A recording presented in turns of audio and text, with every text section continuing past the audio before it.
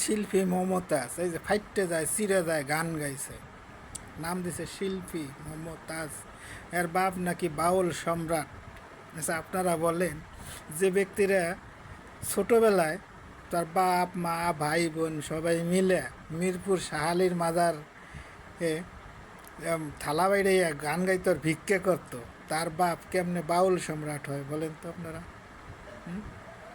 এই বাউল এই ভিক্ষা করতে করতে করতে যখন তার গায়ের গঠনটা একটু ভালো হয়ে উঠলো, গোটা গোটা হয়ে উঠলো, দেখতে শুনতে একটু ভালো লাগলো, তখন ওই যে রশিদ সরকার এরা নিয়ে বিয়ে কইরা শিয়ানা বানাই দিল। শিয়ানা বানাইয়া গান বাজনা দিয়া করে ফেলাইলো। এখন সে গান বাজনা শিখে মানে এত টাকা ইনকাম করছে, অবৈধ পথেই বেশি ইনকাম করছে।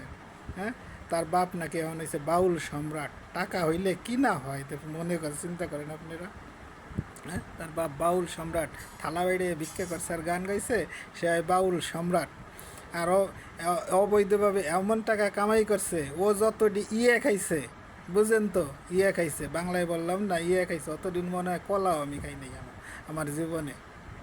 হ্যাঁ, সারা হন আবার বড় বড় কথা কয়, তার বাপরে বানাইছে বাউল সম্রাট, নাউজুবিল্লাহ মিন জালে।